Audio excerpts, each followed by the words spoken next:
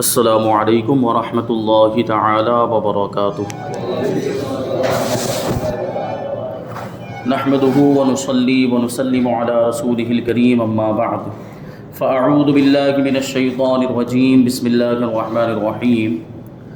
ان اللہ وملائکته یصلون علی النبی یا ایہا الذین آمنوا صلوا علیہ وسلموا تسلیما۔ اللهم صل على سيدنا ومولانا محمد معدن الجود والكرم وآله الكرام وابنه الكريم وبارك وسلم صلاة وسلاما عليك يا رسول الله صلی اللہ تعالی علیہ وسلم۔ عزیزان ملت اسلامیہ، وفود العرب کا بیان جاری ہے اور اس کی وضاحت بار بار کی جا چکی ہے کہ وفود العرب یعنی وہ قبیلے اور خاندان کے لوگ جو وفد کی شکل میں اور قافلے کی شکل میں حضور پاک صلی اللہ علیہ وسلم کی بارگاہ میں حاضر ہوئے اور جنہوں نے اسلام قبول کیا۔ مختلف قبیلوں کے لوگوں کا ذکر ہوا اور ان کے وفود کا یعنی ان کے قافلوں کا ذکر ہوا۔ اب یہاں سے وفد دوس یعنی یہ دوس نام کا ایک قبیلہ تھا اور اس قبیلے سے تعلق رکھنے والے کچھ لوگ حضور پاک صلی اللہ علیہ وسلم کی بارگاہ میں حاضر ہوئے۔ تو اس قبیلے اور اس وفد کے قائد یعنی رہنما حضرت طفیل ابن عمرو دوسی رضی اللہ تعالی عنہ تھے۔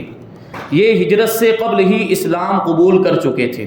ان کے اسلام لانے کا واقعہ بھی بڑا ہی عجیب ہے اور بڑا دلچسپ واقعہ ہے اور انشاءاللہ بڑا لطف آئے گا اس واقعے کو سن کر۔ یہ ایک بڑے ہوش مند اور شعلہ بیان شاعر تھے، یعنی شاعری میں بڑی مہارت رکھتے تھے اور جوشیلے شاعر تھے۔ یہ کسی ضرورت سے مکہ آئے تو کفار قریش نے ان سے کہہ دیا کہ خبردار تم محمد صلی اللہ علیہ وسلم سے نہ ملنا اور ہرگز ان کی بات نہ سننا۔ ان کے کلام میں ایسا جادو ہے کہ جو سن لیتا ہے وہ اپنا دین و مذہب چھوڑ بیٹھتا۔ معاذ اللہ، حضور پاک صلی اللہ علیہ وسلم کے تعلق سے کفار قریش نے یہ مشہور کر دیا تھا کہ وہ جادوگر کے، حالانکہ وہ جادوگر نہیں بلکہ وہ تو کلام الہی کی تاثیر، قرآن مجید اللہ کے رسول صلی اللہ علیہ وسلم لوگوں کو سناتے تھے تو وہ قرآن کا اثر ہوتا تھا لوگوں کے دلوں میں، یہ کفر کا جو اندھیرا ہوتا تھا وہ ختم ہو جاتا تھا اور دلوں میں ایمان کا چراغ روشن ہو جایا کرتا تھا۔ لیکن اس کو وہ لوگ جادو سے تعبیر کرتے تھے۔ تو کفار نے حضرت طفیل ابن عمرو دوسی رضی اللہ تعالیٰ عنہ کو بھی یہی باتیں کہی کہ محمد کی بات نہ سننا اور ان کے قریب بھی مت جانا، کیونکہ جو ان کی بات سن لیتا ہے، ان کا کلام سن لیتا ہے، وہ اپنا مذہب چھوڑ دیتا ہے، یعنی اپنا پرانا دین چھوڑ دیتا ہے اور ان کا ہو کر رہ جاتا ہے۔ یہ بات تو ان کو بھی تسلیم تھی اور اللہ تبارک و تعالیٰ نے حضور کی زبان میں بھی وہ تاثیر عطا فرمائی اور کلام الہی میں تو تاثیر ہوتی ہی ہے۔ تو یہ بات ہوئی اور انہوں نے آگے کیا کہا کہ عزیز و اقارب سے اس کا رشتہ کٹ جاتا ہے، جو حضور سے قریب ہو جاتا ہے پھر وہ اپنے رشتہ داروں سے دور ہو جاتا ہے۔ یہ کفار مکہ کے فریب میں آ گئے۔ یہ حضرت طفیل ابن عمرو دوسی، ان کو جو کفار نے یہ ساری باتیں کہی تو انہوں نے مان لیا کہ ہاں ٹھیک ہے میں بھی ایسا ہی کروں گا، اور اپنے کانوں میں انہوں نے روئی بھر لی۔ سوچیں اب کیسی ان لوگوں نے، کفار نے کیسی چال چلی اور کیسا فریب کھیلا کہ انہوں نے اپنے کان میں روئی ڈال دی کہ اب تو محمد صلی اللہ علیہ وسلم کی جو آواز ہے وہ کان میں جائے گی ہی نہیں، تو حضور کا کلام سننے کا سوال ہی پیدا نہیں ہوتا اور اثر ہونے کا سوال ہی پیدا نہیں ہوتا۔ کان میں روئی ڈال دی کہ کہیں قرآن کی آواز کانوں میں نہ پڑ جائے۔ لیکن ایک دن صبح کو یہ حرم کعبہ میں گئے تھے کہ اللہ تبارک و تعالیٰ اگر ایک قسمت میں ہدایت لکھتا ہے تو کسی نہ کسی طریقے سے وہ ہدایت اس کو نصیب ہو ہی جاتی ہے۔ اللہ تبارک و تعالیٰ کا کتنا یہ احسان ہے۔ دیکھیں تو کیا ہوا، کان میں روئی ڈال دی تھی لیکن اس کے باوجود دیکھیں اتفاق، ایک دن وہ کہاں گئے، حرم کعبہ میں۔ صبح کے وقت، اور صبح کے وقت وہ سوچ کے گئے ہوں گے کہ ابھی تو کوئی حرم کعبہ میں ہوگا نہیں تو روئی ڈالنے کی ضرورت نہیں ہے۔ وہ بغیر روئی کے ہی وہاں پہ پہنچ گئے، کان میں روئی نہیں تھی تو کیا دیکھا، رسول پاک صلی اللہ علیہ وسلم فجر کی نماز میں قرآن پاک کی تلاوت فرما رہے ہیں۔ تو اب ظاہر سی بات ہے حضور بلند آواز سے تو آواز جانی تھی، ایک دم قرآن کی آواز جو ان کے کان میں پڑی تو یہ قرآن کی فصاحت و بلاغت پر حیران رہ گئے اور کتاب الہی کی عظمت اور اس کی تاثیر ربانی نے ان کے دل کو موہ لیا۔ جب حضور اکرم صلی اللہ علیہ وسلم کاشانہ نبوت کی طرف چلے تو یہ بے تابانہ یعنی بے چین اور بے اختیار بے ساختہ آپ کے پیچھے پیچھے چل پڑے۔ یہ قرآن کی تاثیر تھی۔ ایک اس سے پہلے تھوڑا عرصے پہلے کی بات تھی کہ کلام سننا بھی نہیں چاہ رہے تھے، قریب ہونا نہیں چاہ رہے تھے، اور اب حضور کے کلام کی تاثیر، قرآن مجید کی تاثیر کہ بے تاب ہو کر، بے چین ہو کر، بالکل بے ساختہ اور بے اختیار ہو کر، بے خودی میں اور مست ہو کر حضور کے پیچھے چلے جا رہے ہیں۔ یہ شان ہے. اور مکان میں آ کر آپ کے سامنے مؤدبانہ بیٹھ گئے اور اپنا اور قریش کی بدگوئیوں کا سارا حال سنا کر عرض کیا، کیونکہ قریش تو حضور کی برائیاں بیان کرتے تھے. خدا کی قسم میں نے قرآن سے بڑھ کر فصیح و بلیغ آج تک کوئی کلام نہیں سنا. للہ مجھے بتائیے کہ اسلام کیا ہے. قرآن سن لیا، قرآن کی تاثیر، کیونکہ وہ شاعر ابھی بتائے گا. وہ شاعر جو ہوتا ہے وہ فصیح و بلیغ ہوتا ہے، وہ کلام کی خوبیوں کو جانتا ہے کہ کلام کیسا ہوتا ہے. اور قرآن کو سنا تو وہ سمجھ گئے کہ یہ کسی انسان کا کلام نہیں ہو سکتا ہے، یہ تو کلام الہی ہے، کیونکہ ایسا کلام کہنا یہ کسی انسان کے بس کی بات ہی نہیں ہے. تو جب انہوں نے کلام الہی کو سن لیا تو اب کیا کہتے ہیں کہ ضرور کچھ تو بات ہے، آپ مجھے اسلام کے بارے میں بتائیے کہ اسلام کیا ہے. حضور صلی اللہ علیہ وسلم نے اسلام کے چند احکام ان کے سامنے بیان فرما کر ان کو اسلام کی دعوت دی تو وہ فوراً کلمہ پڑھ کے مسلمان ہو گئے. پھر انہوں نے درخواست کی کہ یا رسول اللہ مجھے کوئی ایسی علامت اور کرامت عطا فرمائے. دیکھ بڑا پیارا واقعہ. اب یہاں دیکھیے ایمان کو تازہ کرنے والا واقعہ. وہ کیا کہتے ہیں کہ مجھے کوئی علامت، کوئی نشانی عطا فرما دیں، کوئی کرامت مجھے مل جائے کہ میں لوگوں کو جا کر بتا سکوں. فرماتے ہیں کہ جس کو دیکھ کر لوگ میری باتوں کی تصدیق کر لیں، یعنی جب میں ان کو اسلام کی دعوت دوں، اسلام کے بارے میں بتاؤں اور اسلام کی تبلیغ کروں، میرے پاس یہ علامت ہوگی، میرے پاس یہ کرامت اور نشانی ہوگی، ساتھ میں یہ بھی دکھاؤں گا، اسلام کی حقانیت کے بارے میں بھی بتاؤں گا اور لوگ میری تصدیق کر لیں گے تاکہ میں اپنی قوم میں یہاں سے جا کر اسلام کی تبلیغ کروں. آپ نے دعا فرما دی کہ الہی تو ان کو ایک خاص قسم کا نور عطا فرما دے. چنانچہ اس دعائے نبوی کی برکت سے ان کو یہ کرامت عطا ہوئی کہ ان کی دونوں آنکھوں کے درمیان چراغ کے مانند ایک نور چمکنے لگا. چراغ جیسے چراغ چلتا ہے نا، ایسے دونوں آنکھوں کے درمیان یہاں پیشانی پر یہ نور چمکنے لگ گیا. کیسی شان! وہ منظر اپنی نگاہوں کے سامنے لائیں کہ اللہ کے رسول صلی اللہ علیہ وسلم نے ادھر دعا فرمائی اور یہاں نور روشن ہو گیا. کیسے خوش نصیب! بات کیا تھی؟ تو انہوں نے عرض کیا اب یہ یہاں نور تو عطا ہو گیا، لیکن پھر ان کی خواہش کچھ اور تھی کہ صحابہ اکرام وہ جانتے تھے کہ دریا رحمت جوش میں جو بھی مانگا جائے گا مل جائے گا. یہ صحابہ اکرام کا عقیدہ ہے. تو کیا کہتے ہیں، عرض کرتے ہیں انہوں نے یہ خواہش ظاہر کی کہ یا رسول اللہ یہ نور میرے سر میں منتقل ہو جائے تو کتنا اچھا ہو. یعنی یہاں جو دیا ہے پیشانی پر نور عطا ہوا ہے یہ میرے سر پہ آ جائے تو بڑی اچھی بات ہو جائے گی. تو اب ظاہر سی بات ہے حضور پاک صلی اللہ علیہ وسلم نے جب یہاں عطا فرمایا، یہاں عطا فرمانے کا اختیار رکھتے ہیں تو اس کو منتقل کرنے کا بھی اختیار رکھتے ہیں. تو کیا ہوا؟ چنانچہ ان کا سر جیسے ہی عرض کیا ان کا سر قندیل کی طرح چمکنے لگ گیا. قندیل جو ہوتی ہے نا پرانے زمانے میں، جو نہیں فانوس جلائے جاتے تھے، اس میں چراغ ہوتا، بیچ میں موم بتی رکھی جاتی تھی، وہ کیسا روشن ہوتا. تو ان کا پورا سر جو تھا وہ روشن ہو گیا. اس منظر کو بھی اپنی نگاہوں کے سامنے لائے. اب کیا ہوا، جب یہ اپنے قبیلے میں پہنچے اور اسلام کی دعوت دینے لگے تو ان کے ماں باپ اور بیوی نے تو اسلام قبول کر لیا، مگر ان کی قوم مسلمان نہیں ہوئی بلکہ اسلام کی مخالفت پر تل گئی اور یہ اپنی قوم کے اسلام سے مایوس ہو کر پھر حضور صلی اللہ علیہ وسلم کی خدمت میں چلے گئے اور اپنی قوم کی سرکشی اور سرتابی کا سارا حال بیان کیا کہ ان کو لاکھ سمجھائے لیکن سمجھنے کے لیے تیار نہیں ہو رہے، اسلام نہیں قبول کر رہے. تو آپ نے ارشاد فرمایا کہ تم پھر اپنی قوم میں چلے جاؤ اور نرمی کے ساتھ ان کو خدا کی طرف بلاتے رہو. چنانچہ یہ پھر اپنی قوم میں گئے اور لگاتار اسلام کی دعوت دیتے رہے یہاں تک کہ 70 یا 80 گھرانوں میں اسلام کی روشنی پھیل گئی. مطلب کیا ہوا کہ اگر اسلام کی تبلیغ کر رہے ہیں ہم، اگر دین کا کام کر رہے ہیں، دین کی خدمت، اور بظاہر ناکامی ہمیں ہاتھ آ رہی ہے، بظاہر ہمیں کوئی کامیابی نہیں مل رہی، تو دل برداشتہ نہیں ہونا چاہیے، مایوس اور نا امید نہیں ہونا چاہیے، بلکہ کام کرتے جانا چاہیے. کبھی نہ کبھی تو اللہ تبارک و تعالیٰ کامیابی عطا فرمائے. دین کی خدمت کرنی چاہیے. تو دیکھیں ان کو اللہ تبارک و تعالیٰ نے کیسی کامیابی عطا. پہلے جو مسلمان نہیں ہو رہے تھے 80 یا 70 گھرانے کے لوگ مسلمان ہو گئے اور یہ ان سب لوگوں کو ساتھ لے کر خیبر میں تاجدار دو عالم صلی اللہ علیہ وسلم کی بارگاہ میں حاضر ہو گئے اور آپ نے خوش ہو کر خیبر کے مال غنیمت میں سے ان سب لوگوں کو حصہ عطا فرمایا. یہ دل جوئی کے لیے حضور پاک صلی اللہ علیہ وسلم کا حسن سلوک. اب آگے وفد بنی عبس کے بارے میں بتاتے کہ قبیلہ بنی عبس کے وفد نے دربار اقدس میں جب حاضری دی تو یہ عرض کیا کہ یا رسول اللہ صلی اللہ تعالی علیہ وسلم، ہمارے مبلغین نے ہم کو خبر دی ہے کہ جو ہجرت نہ کرے اس کا اسلام مقبول ہی نہیں، کیونکہ ہجرت کی بڑی فضیلت تھی. صحابہ کرام مہاجرین جو تھے مکہ مکرمہ سے ہجرت کر کے مدینہ منورہ آئے، ان کی کتنی فضیلتیں بیان کی گئی ہے. انہوں نے اپنا مال چھوڑ دیا، اپنا اسباب چھوڑ دیا، اپنا گھر چھوڑ دیا، مکان، اپنی زمینیں، جائیداد، جانور اور سارے رشتہ دار وغیرہ سب کو چھوڑ کر صرف حضور پاک صلی اللہ علیہ وسلم کی محبت میں مدینہ منورہ آ گئے تھے. تو ہجرت کی بڑی فضیلت تھی.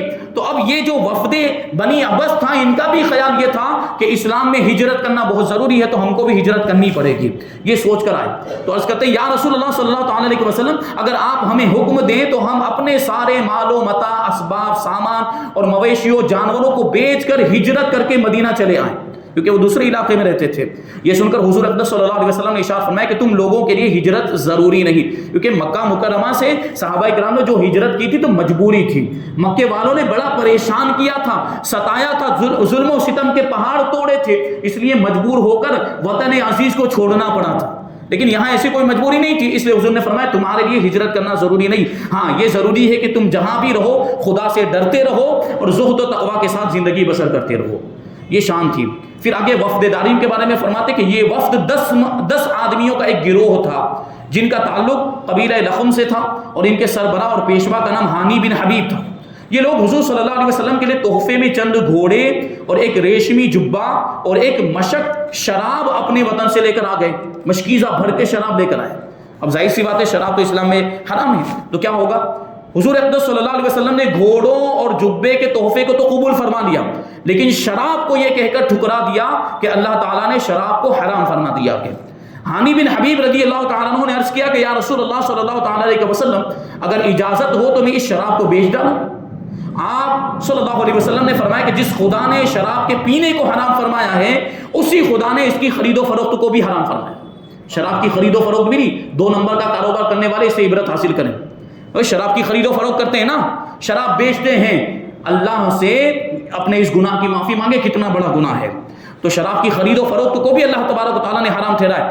لہٰذا حضور فرماتے ہیں تم شراب کی اس مشق کو لے جا کر کہیں زمین پر اس شراب کو بہا دو، اس کے علاوہ اس کا کوئی مصرف نہیں.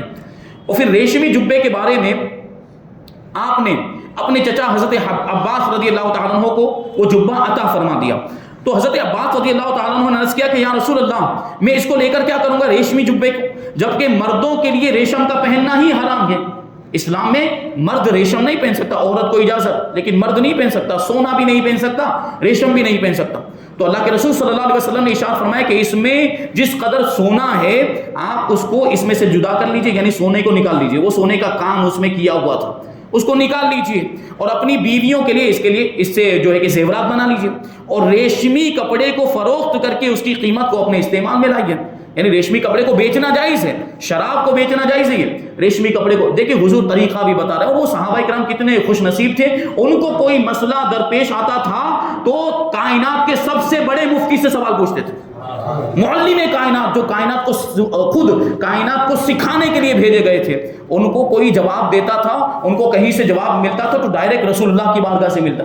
کتنے خوش نصیب. یہ طریقہ خود حضور نے ارشاد فرمایا کہ ایسا کرو. چنانچہ حضرت عباس رضی اللہ تعالیٰ عنہ نے اس جبے کو 8000 درہم میں بیچا، اور یہ وفد بھی بارگاہ رسالت میں حاضر ہو کر نہایت خوش دلی کے ساتھ مسلمان ہو گیا. اب آگے وفد غامد کے بارے میں بتاتے ہیں کہ یہ 10 آدمیوں کی ایک جماعت تھی جو 10 ہجری میں مدینہ آئے اور اپنی منزل میں، یعنی جہاں وہ لوگ رکے تھے، ہوتا تھا نا کہ شہر کے باہر وہ اپنا سامان اتار دیتے تھے، اپنے جانوروں کو وہیں پر رکا دیتے تھے شہر میں داخل ہونے سے پہلے. تو یہ قافلہ بھی اسی طریقے سے اپنی منزل میں رکا، وہاں پہ جانور اور سامان سب وہیں پہ، اور سامان کی حفاظت کے لیے ایک نوجوان لڑکے کو انہوں نے وہیں پر چھوڑ دیا اپنے سامان میں. اب کیا ہوا، وہ لڑکا سو گیا. سو جانے کی وجہ سے کیا ہوا، ایک چور آیا، اس کو غفلت میں پایا کہ یہ تو سو رہا ہے، اور ایک بیگ یعنی ایک تھیلا چرا کر وہ لے بھاگا. چوروں کے تو معاملات ہی ایسے ہوتے ہیں. قافلہ دیکھا کہ سامان رکھا ہوا ہے، ایک تھیلا اٹھایا اور لے کر بھاگ گیا. اب سوچے یہ واقعہ کہاں ہو رہا ہے، شہر کے باہر. یہ واقعہ یہ چوری کا جو بھی واقعہ، سامان انہوں نے شہر کے باہر رکھا ہے اپنی منزل میں، جانور بھی وہیں پر، وہ تھیلا بھی وہیں پر تھا. حضور پاک صلی اللہ علیہ وسلم مدینہ منورہ کے اندر تشریف فرما ہے. یہ قافلے والے تو آ گئے تھے وہ نوجوان کو چھوڑ کر، قافلے والوں کو کچھ نہیں پتا کہ پیچھے کیا ہوا ہے. لیکن حضور پاک صلی اللہ علیہ وسلم کی نگاہ دیکھیں، علم غیب دیکھیں. یہ لوگ حضور صلی اللہ علیہ وسلم کی خدمت اقدس میں حاضر تھے کہ اچانک حضور پاک صلی اللہ علیہ وسلم نے ارشاد فرمایا کہ تم لوگوں کا ایک بیگ چور لے گیا ہے. حضور نے یہیں سے اس کو دیکھ لیا، اور مگر پھر تمہارے نوجوان نے اس بیگ کو پا بھی لیا ہے. یعنی حضور نے وہیں سے ارشاد فرمایا کہ چور نے چوری تو کیا تھا لیکن بعد میں وہ بیگ مل بھی گیا، وہ تھیلا مل بھی گیا. اب کیا ہوا، جب یہ لوگ بارگاہ اقدس سے اٹھ کر اپنی منزل یعنی اپنے پڑاؤ کی جگہ پر پہنچے تو ان کے نوجوان نے بتایا جس کو وہ چھوڑ کر گئے تھے کہ میں سو رہا تھا کہ ایک چور بیگ لے کر بھاگا، مگر میں بیدار ہونے کے بعد یعنی جاگنے کے بعد جب اس کی تلاش میں نکلا، یعنی بیگ کی تلاش میں نکلا، تو ایک شخص کو دیکھا، وہ مجھ کو دیکھتے ہی فرار ہو گیا، جیسے مجھے دیکھا وہ بھاگنے لگا، اور میں نے دیکھا کہ وہاں کی زمین کھودی ہوئی ہے، یعنی ایسا محسوس ہوتا تھا ابھی تک یہاں کچھ کھڈا کھودا ہے، اور گڈھا کھودنے کے بعد یہاں پہ کوئی چیز رکھی اس کو اوپر سے بند کر دیا، تو ابھی فوراً گڈھا کھودا گیا تو اوپر سے معلوم ہوتا ہے، کھودی ہوئی زمین معلوم ہوتی ہے۔ جب میں نے مٹی ہٹا کر دیکھا تو بیگ وہاں پر دفن تھا، میں نے اس کو نکال کر اس کو یہاں پر لے آیا۔ یہ سن کر سب بول پڑے کہ بلا شبہ یہ رسول برحق ہیں، اور ہم کو انہوں نے اسی لیے اس واقعے کی خبر دے دی تاکہ ہم لوگ ان کی تصدیق کر لیں، ان کو سچا مان لیں، اور ان سب لوگوں نے اسلام قبول کر لیا، اور اس نوجوان نے بھی دربار رسول میں حاضر ہو کر کلمہ پڑھا اور اسلام کے دامن میں آ گیا۔ حضور صلی اللہ علیہ وسلم نے حضرت ابی بن کعب رضی اللہ تعالیٰ عنہ کو حکم دیا کہ جتنے دنوں ان لوگوں نے مدینہ میں قیام کیا ہے، جب تک یہ مدینہ منورہ میں رہیں گے تم ان لوگوں کو قرآن پڑھنا سکھاتے رہو۔ حضرت ابی بن کعب رضی اللہ تعالیٰ عنہ ان کو قرآن کی تعلیم دیتے رہے۔ قرآن پڑھنے اور پڑھانے کی بڑی اہمیت تھی صحابہ کرام کے درمیان، قرآن سیکھتے اور سکھاتے رہے، کیونکہ حضور نے خود ارشاد فرمایا کہ تم میں بہترین لوگ وہ ہیں جو قرآن سیکھتے ہیں اور قرآن سکھاتے ہیں، تو قرآن کی تعلیم کو عام کرنا چاہیے۔ اب وفد نجران کے بارے میں فرماتے ہیں کہ یہ نجران کے نصارہ عیسائیوں کا وفد تھا، یہ عیسائی نجران ایک علاقے کا نام ہے، یہ عیسائی حضور کی بارگاہ میں آئے۔ اس میں کتنے لوگ تھے؟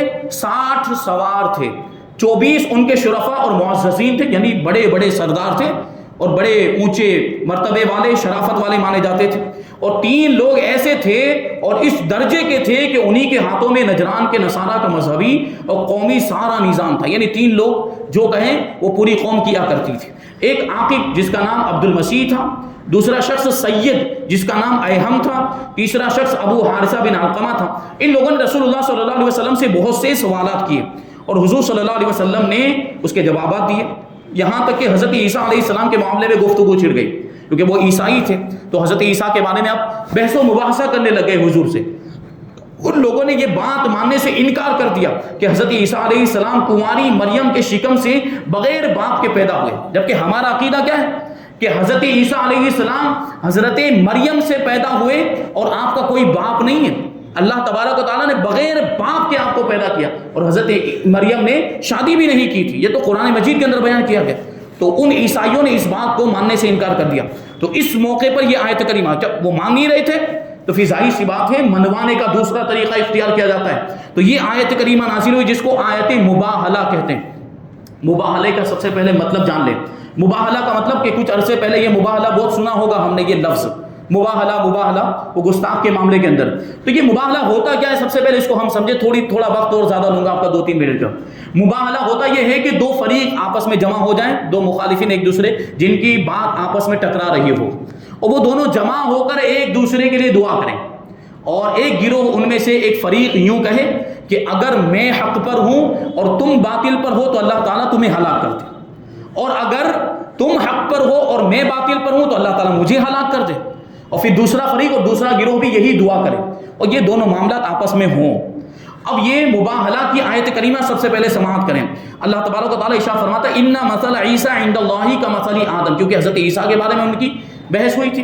خَلَقَهُ مِن تُرَابٍ ثُمَّ قَالَ لَهُ كُن فَيَكُونُ الْحَقُّ مِن رَّبِّكَ فَلَا تَكُن مِّنَ الْمُمْتَرِينَ فَمَنْ حَاجَّكَ فِيهِ مِن بَعْدِ مَا جَاءَكَ مِنَ الْعِلْمِ فَقُلْ تَعَالَوْا نَدْعُ أَبْنَاءَنَا وَأَبْنَاءَكُمْ وَنِسَاءَنَا وَنِسَاءَكُمْ وَأَنفُسَنَا وَأَنفُسَكُمْ ثُمَّ نَبْتَهِلْ فَنَجْعَلْ لَعْنَتَ اللَّهِ عَلَى الْكَاذِبِينَ، کہ بے شک حضرت عیسیٰ علیہ السلام کی مثال اللہ کے نزدیک آدم علیہ السلام کی طرح ہے۔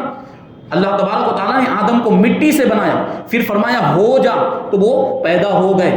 حضرت آدم علیہ السلام کے ماں باپ نہیں تھے، مٹی کا پتلا بنایا گیا، اللہ تبارک و تعالیٰ نے کن فرمایا تو حضرت آدم علیہ السلام کے اندر روح آ گئی، زندہ ہو گئے، انسان بن گئے۔ تو اے سننے والے یہ تیرے رب کی طرف سے حق ہے، تم شک والوں میں سے نہ ہونا۔ پھر اے محبوب صلی اللہ علیہ وسلم تم ان سے حضرت عیسیٰ علیہ السلام کے بارے میں جو تم سے حجت کر رہے ہیں، بعد اس کے کہ تمہیں علم آ چکا، یعنی حضرت عیسیٰ علیہ السلام کی پوری معلومات آپ کے پاس ہے، تو ان سے فرما دو آؤ ہم بلائیں اپنے بیٹوں کو اور تمہارے بیٹوں کو، اپنی عورتوں کو اور تمہاری عورتوں کو، اپنی جانوں کو یعنی خود بھی آئیں اور تمہاری جانوں کو یعنی تم خود بھی آؤ، کہ پھر ہم گڑ گڑا کر دعا کریں اور جھوٹوں پر اللہ کی لعنت ڈالیں۔ جو جھوٹا ہوگا وہ ہلاک و برباد ہو جائے گا۔ پھر کیا ہوا، حضور پاک صلی اللہ علیہ وسلم نے جب ان لوگوں کو اس مباہلہ کی دعوت دی تو ان نصرانیوں نے رات بھر کی مہلت مانگی، اپنے سب سے بڑے عالم کے پاس گئے، ابھی نہیں آیا تھا اس کا ذکر، عاقب نام کا، عبد المسیح، وہ ان کا سب سے بڑا عالم تھا۔ تو یہ سب نصرانی جو تھے وہ اس کے پاس گئے، جا کر مشورہ کرنے لگے کہ محمد صلی اللہ علیہ وسلم نے ہمیں مباہلہ کی دعوت دی ہے، یہ مقابلہ اس طریقے سے ایک دوسرے پر جو ہے کہ ایک دوسرے کے لیے ہلاکت کی دعا کرنی ہے۔ تو یہ لوگ اپنے سب سے بڑے عالم، تو اس نے کیا جواب دیا جانتے ہیں آپ؟ اس نے جواب دیا کہ تمہیں معلوم ہو چکا ہے کہ وہ نبی مرسل ہیں، خبردار ان کے ساتھ مباہلہ کرنے کے لیے مت جانا، اگر تم ان کے ساتھ مباہلہ کرنے کے لیے گئے تو ہلاک و برباد ہو جاؤ۔ تو یہ بات ہوئی تھی، اور ادھر حضور پاک صلی اللہ علیہ وسلم نے تو پوری تیاری کر لی مباہلہ کی، اور دیکھیں کیسی کیسی عظیم شخصیتوں کو، اہل بیت اطہار کی عظیم شخصیتوں کو صبح کے وقت حضور اکرم صلی اللہ علیہ وسلم حضرت امام حسن رضی اللہ تعالیٰ عنہ کو، امام حسین رضی اللہ تعالیٰ عنہ چھوٹے سے تھے، گود میں لے کر حضور پاک صلی اللہ علیہ وسلم جو ہے کہ میدان میں تشریف لائے، حضرت علی بھی ساتھ میں، حضرت فاطمہ رضی اللہ تعالیٰ عنہا بھی ساتھ میں، اور ان سب کو لے کر حضور پاک صلی اللہ علیہ وسلم کاشان نبوت سے نکل پڑے۔ مگر نجران کے نصرانیوں نے مباہلہ کرنے سے انکار کر دیا، کیونکہ ان کے بڑے عالم نے کہہ دیا تھا کہ اگر تم گئے تو تمہارا نام و نشان مٹ جائے گا، ہلاک و برباد ہو جاؤ گے، اور جزیہ دینے کا اقرار کر کے حضور صلی اللہ علیہ وسلم سے ان لوگوں نے صلح کر لی۔ جب یہ لوگ میدان میں آئے تھے تو ان کا جو سب سے بڑا عالم تھا، اس نے جب دیکھا کہ حضور پاک صلی اللہ علیہ وسلم کے ساتھ یہ ایسی بڑی بڑی ہستیاں، امام حسن، امام حسین، حضرت علی اور حضرت فاطمہ خاتون جنت رضی اللہ تعالیٰ عنہ، ان چہروں کو جب دیکھا تو ان کا جو سب سے بڑا عالم تھا وہ ان لوگوں کو کہتا ہے، یہ جو عیسائی جو تھے ان لوگوں کو کیا کہتا ہے کہ میں ایسے چہرے دیکھ رہا ہوں، ایسے نورانی چہرے دیکھ رہا ہوں کہ اگر وہ اللہ کی بارگاہ میں بلند و بالا پہاڑ کو جگہ سے ہٹانے کے لیے دعا کریں تو اللہ تبارک و تعالیٰ اس پہاڑ کو بھی اس کی جگہ سے ہٹا دے۔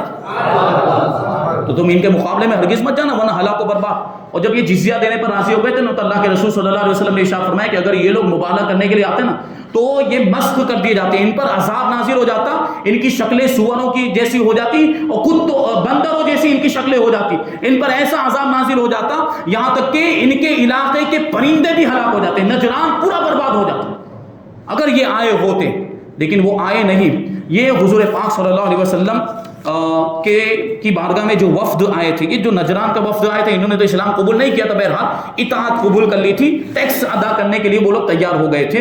اور یہاں پر جو ہے کہ ہجرت کے 9ویں سال کے واقعات مکمل ہوئے۔ اب یہاں سے ہجرت کے 10ویں سال کے واقعات انشاءاللہ تبارک و تعالیٰ آئندہ درس میں بیان کیے جائیں گے۔ اللہ تبارک و تعالیٰ کی بارگاہ میں دعا ہے کہ جو کچھ بھی بیان ہوا اس پر ہم سب کو عمل کرنے کی توفیق عطا فرمائے۔ وما علینا الا البلاغ۔